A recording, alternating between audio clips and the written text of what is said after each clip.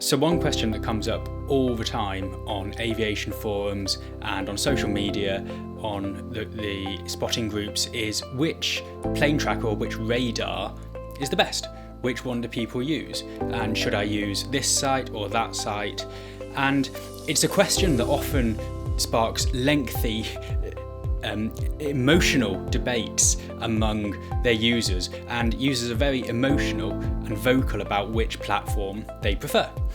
And so in this video we'll go through each of the 5 biggest and most well-known radar sites. So firstly, Flight Radar 24, 360 Radar, Freedar, ADSB Exchange and Planeplotter. We'll see what features each platform offers and what the advantages and the disadvantages are of each, and most importantly, which is the reason you're watching this video, which one is the best.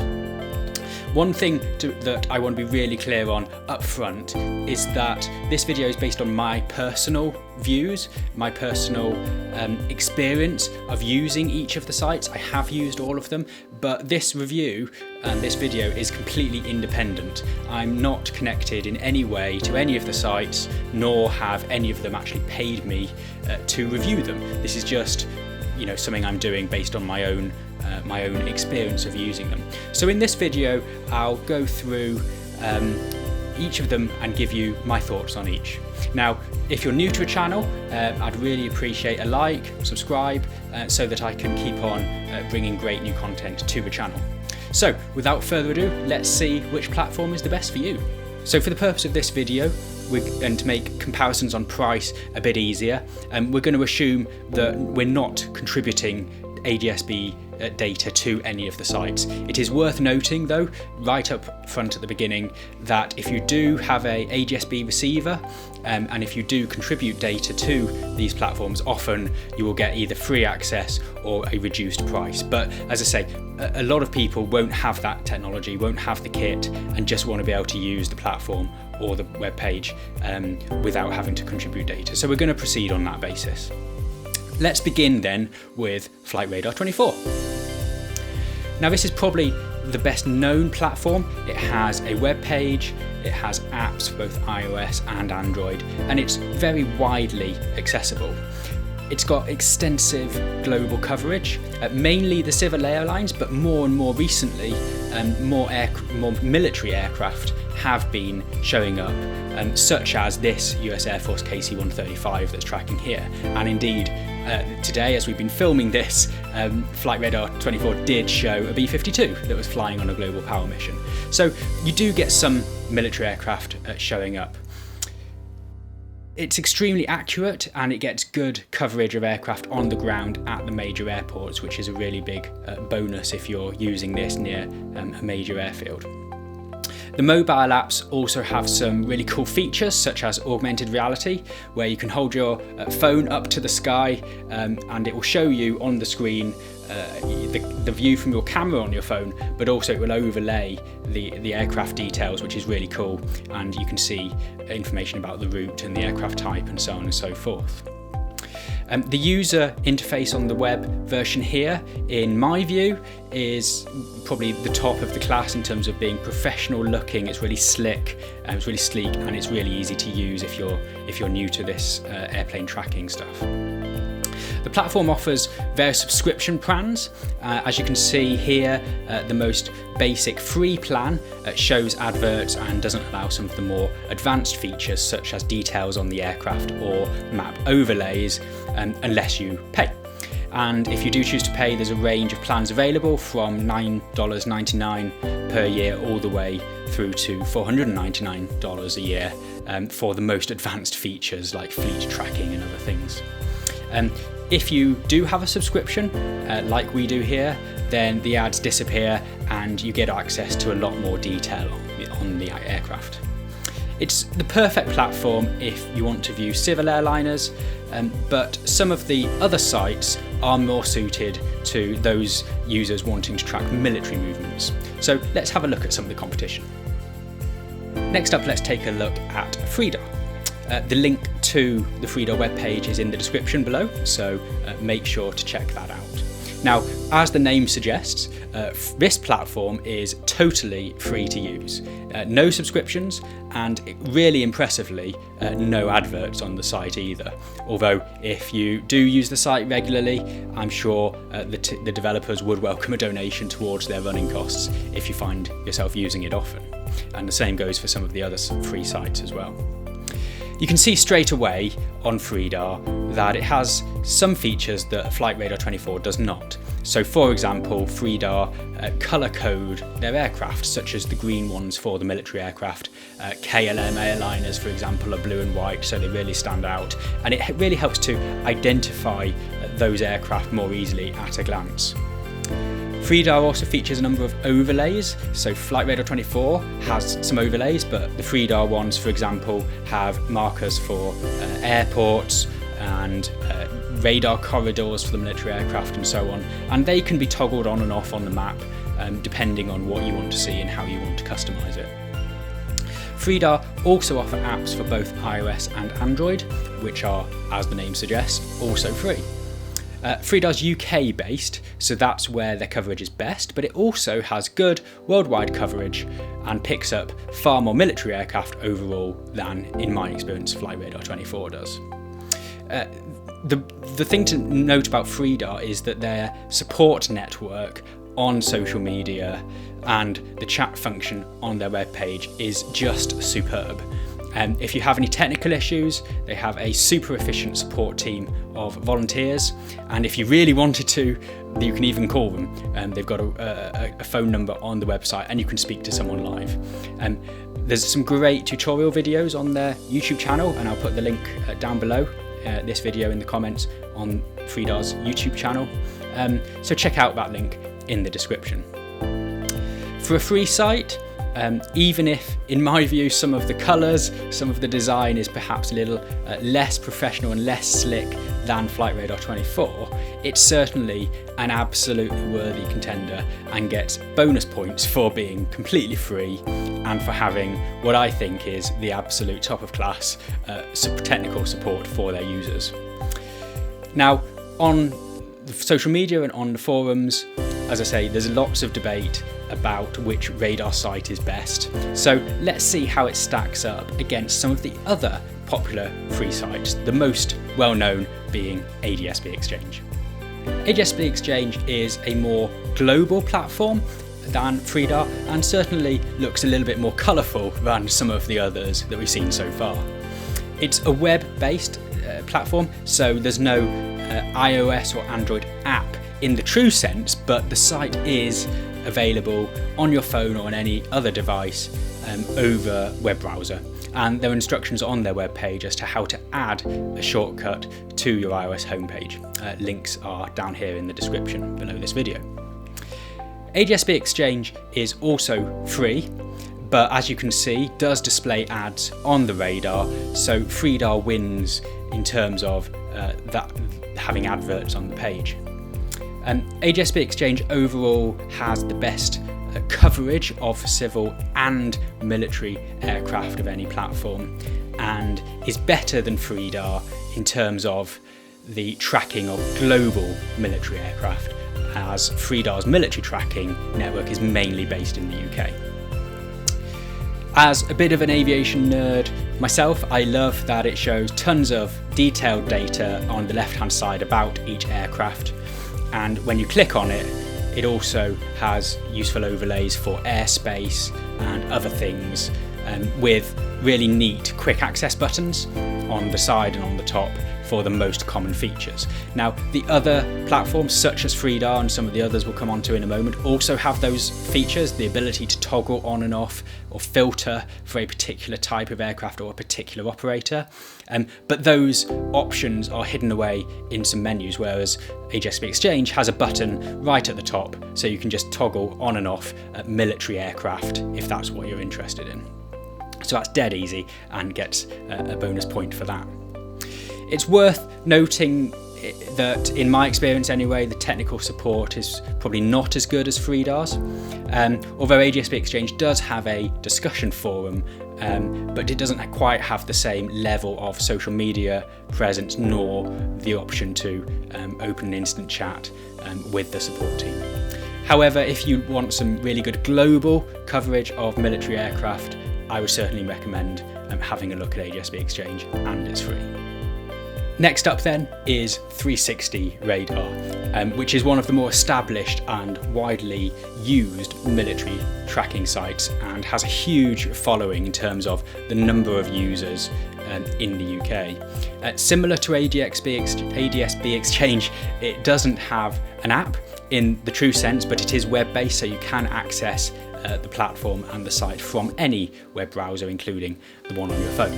Now, 360 Radar is often cited as being the main competitor to Freedar and ADSB Exchange, and in my view, it's got a lot going for it. It's got what I think are the best overlays. It's got live weather, live NOTAMs, which Freedar and ADSB Exchange, as far as I'm aware, don't have. 360 Radar also tracks FLARM, and so if you want to track gliders and other light aircraft, 360 Radar is the place to go for that, because Freedar does not have that option on it. Now, 360's coverage is specialist and limited to the UK and Ireland, so you're not going to be seeing anything more wider than that. But if you're in the UK and you want to track military aircraft when you're out and about, perhaps at an airfield or at an airport, then this might be the platform to you. On the downside, however, it comes at a cost. They offer a free 24-hour trial, but after that it's £6.99 for 3 months access or £21.99 for 12 months access. So you're going to have to decide if it's worth it, paying that subscription as compared to Freedar or ADSB Exchange, who offer a much more global level, and in the UK a pretty similar level of coverage for free. So you've got to decide whether the additional detail, in particular the low level stuff that you get on 360 Radar, is actually worth the subscription. For completeness, as I said at the beginning, if you do contribute data to 360 or some of the other sites, then you do get access for free to their page. But in order to do that, as I said at the beginning, you're going to need your own equipment, and you're going to need to be able to program that equipment to send that data. In terms of support for 360, there is a Facebook group and the option to email the developer, who says on their website they'll do their best to respond in a couple of hours. Now, I sent a test inquiry yesterday, and I'm so far waiting 24 hours at least, and I've still not heard back. So it depends what you want. 360 is great for the level of coverage in the UK and Ireland, but does come at a cost if you don't contribute your data. So that's it, right? Well, not quite, actually. There's one more contender that we haven't discussed yet. Planeplotter has been around for years now.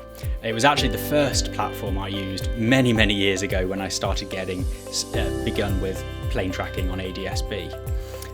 It's probably a little bit less well known as compared to some of the other platforms we've looked at. It's Windows based, so you have to download and run a program. Do you remember when you used to do that rather than just getting an app? You actually have to download and run a Windows program, and it needs an internet connection to send and receive data. To be fair, there is an Android app, but unfortunately, as far as I'm aware, no iOS app. And as it's not web-based, you can't access it on an iOS device. However, that said, Planeplotter, in my view, has by far and away the most advanced tracking features, and also offers a level of customization of your display or your user interface that, to be honest, none of the others do.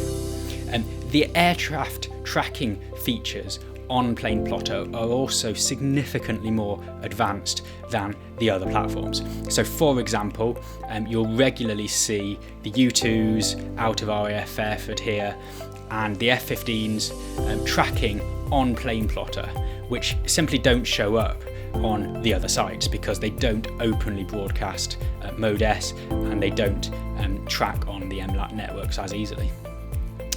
Here's an example on the screen now. As we were filming this video this morning, the U2 took off from Fairford, and so Planeplotter was tracking that U2 up out over the North Sea as we were filming this. On the screen, it's the U2 is the one with the white circle around it, just to make it obvious. And it wasn't tracking on any of the other sites at the time this morning. I should say at this point, before I get a barrage of comments, 360 Radar are implementing a similar feature. It is in testing at the moment.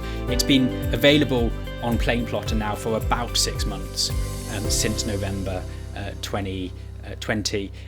I'm filming this video in early April 2021, and 360 at the moment haven't released this feature. It's in testing. I've not seen it, so I can't comment on it. It may be in the future when that gets released that it's equally as good. So check back and have a look at that at the time. Planeplotter can be used for free for 21 days. To process and receive data from your own receiver, but if you want to display data and track aircraft from other users or over the internet, or to continue using the program after 21 days, you have to pay a license fee. And this is where it starts to get a slightly bit complicated, because the initial license fee for the program is €25. That's a one-off cost, you pay it once, and then you have lifetime access to the platform.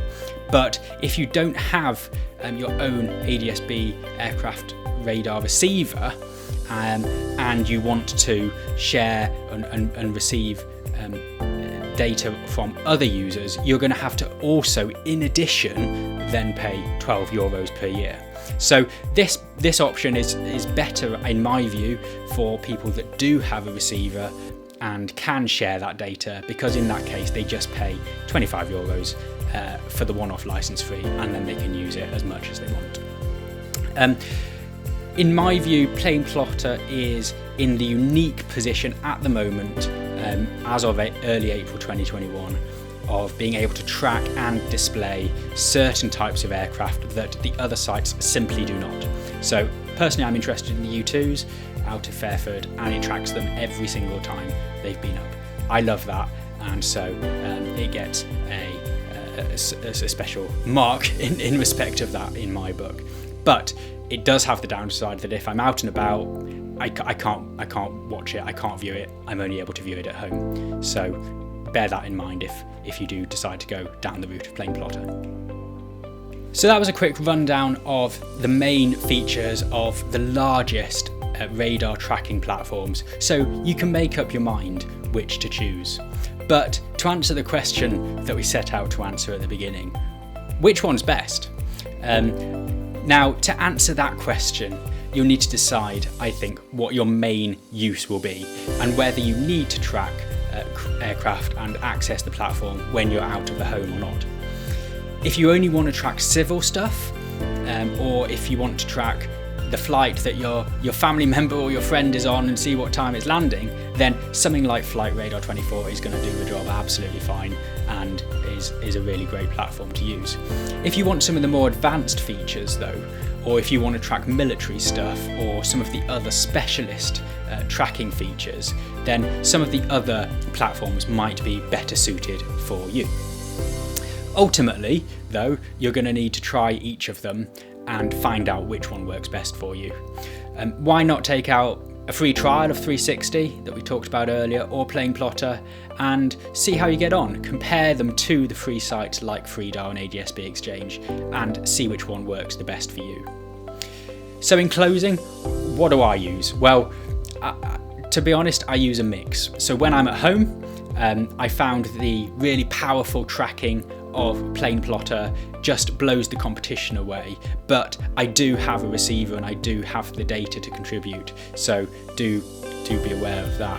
I enjoy tracking some of the aircraft on Planeplotter that just don't show up anywhere else on the other sites. But when I'm at an airport or out doing some video work somewhere and I want to see what's flying overhead, then, as I said, because I'm an iOS user, I can't have Planeplotter while I'm out and about. And so I tend just to use Freedar or one of the other free platforms, because 90% of the time they're going to show me what I want. And I take the risk that I might miss out on perhaps some of the lower level flying or the odd aircraft here and there that doesn't show up on those free sites. So in closing, I really hope you found the video helpful. Please leave some comments down below on the YouTube. Let me know which site you use and why. If you enjoyed the video, be sure to like, share, subscribe so that I can keep publishing more content to the channel. Take care, hope to see you back here soon, and who knows, I might even see you at an airfield pretty soon. Cheers.